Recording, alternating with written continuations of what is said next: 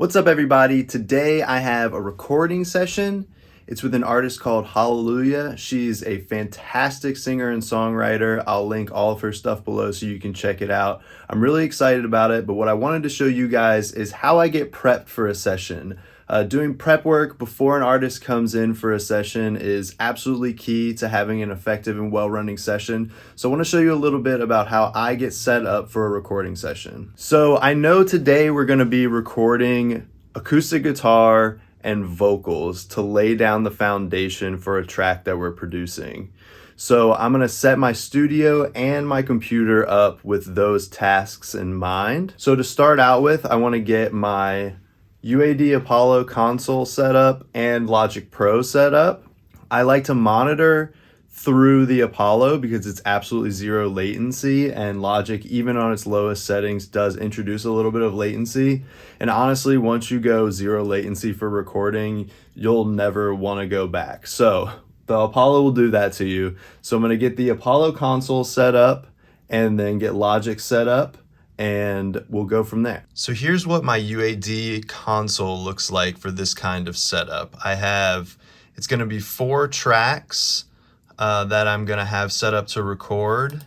We're going to have the main vocal mic on channel strip 1 here. Then I'm going to have a stereo pair of mics for the acoustic guitar as well as a DI. The DI is just kind of an extra backup thing, and I might not end up using it at the end of the day, and I might not even monitor it, but I want to have it just in case. The main 2 mics are going to be my Earthworks SR30s, small diaphragm condensers, and they're going to be here on tracks 2 and 3.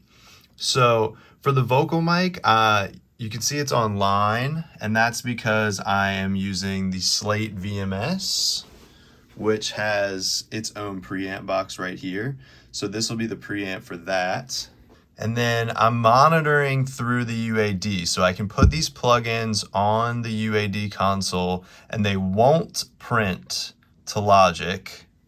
Right here, you can see insert effects and I'm monitoring them. If I hit this button here, that'll record them to Logic. But if I just monitor them, I'm just hearing them in the headphone mix, but I'm not actually printing the effects to Logic. So what I have going on here is just some plugins to make things sound nice, a little bit of EQ, and a little bit of compression there, a little bit of UAD 1176 just to catch some peaks, and then the precision limiter really just to bring the level up and to be able to do a quick volume bump up if the artist needs to hear more in their headphones without having to push the level into clipping. On the guitar tracks, I just have some compression going on just to level things out a little bit. The other thing I have going on is a couple sends. You can see over here, it's 2 send tracks on the UAD console, and I have 2 different reverbs going on just so I can kind of play around with it, see what sounds best. It's like a plate, and this is more of like a slapback echo actually.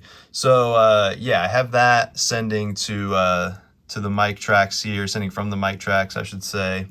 And yeah, that's basically how I set things up. I'm going to unmute these once the mics are set up and the headphones are set up, and so we will be monitoring through the UAD console.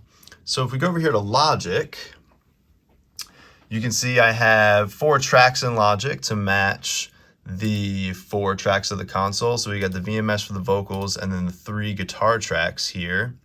And I've already gone ahead and set up the same kind of plugin scheme on Logic that I have in the console with very similar plugins. So we can kind of have a cohesive sound from tracking to playback.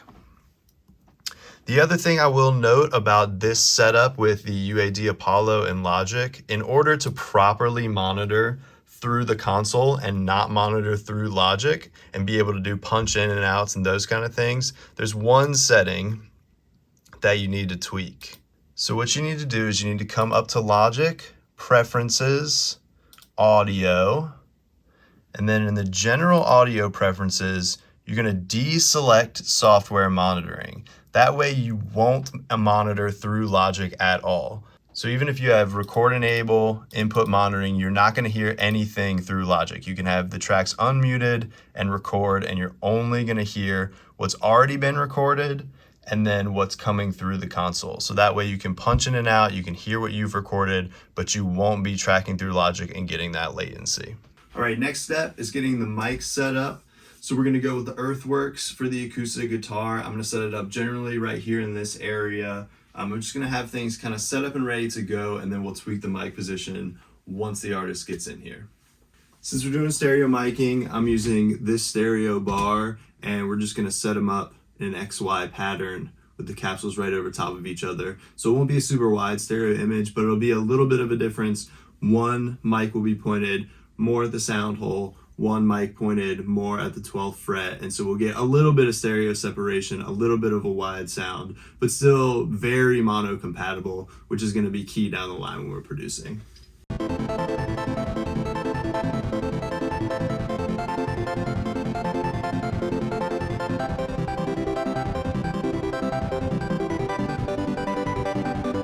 The left mic is going to be input 2 and the right mic is going to be input 3. I do it that way just so I can keep it straight in my head. For starters, left, right, those two words go in that order in my brain. And then this is going to be the left mic because it is both on the left-hand side from my perspective as the engineer standing behind the mics. And then from the artist's perspective, it is also pointing to the left side of the guitar. So this will be our left mic, this will be our right mic, input 2 and input 3. All right, so I've got everything cabled the way I like it. The VMS is set up and ready to go. I just don't have the mic set up yet because we're doing guitar first. So I just want to get that out of the way just to not clutter the studio. But everything is routed properly now. I'm going to go through and test the whole system, make sure things are sounding good in the cans, and we'll go from there. Ooh,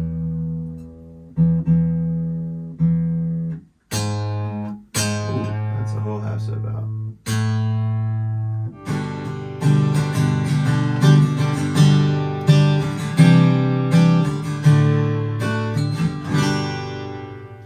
And obviously I have to tweak this once she gets here, but like I said, this kind of a general setup here towards the 12th fret, towards the sound hole.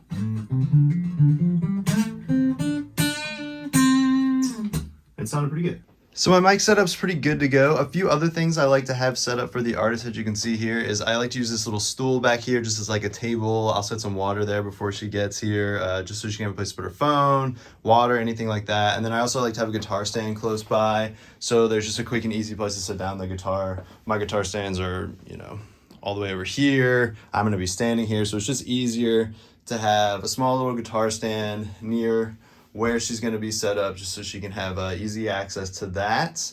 And yeah, that's pretty much it. That's my setup. Cans are sounding good. Mics are sounding good. So yeah, we're getting close.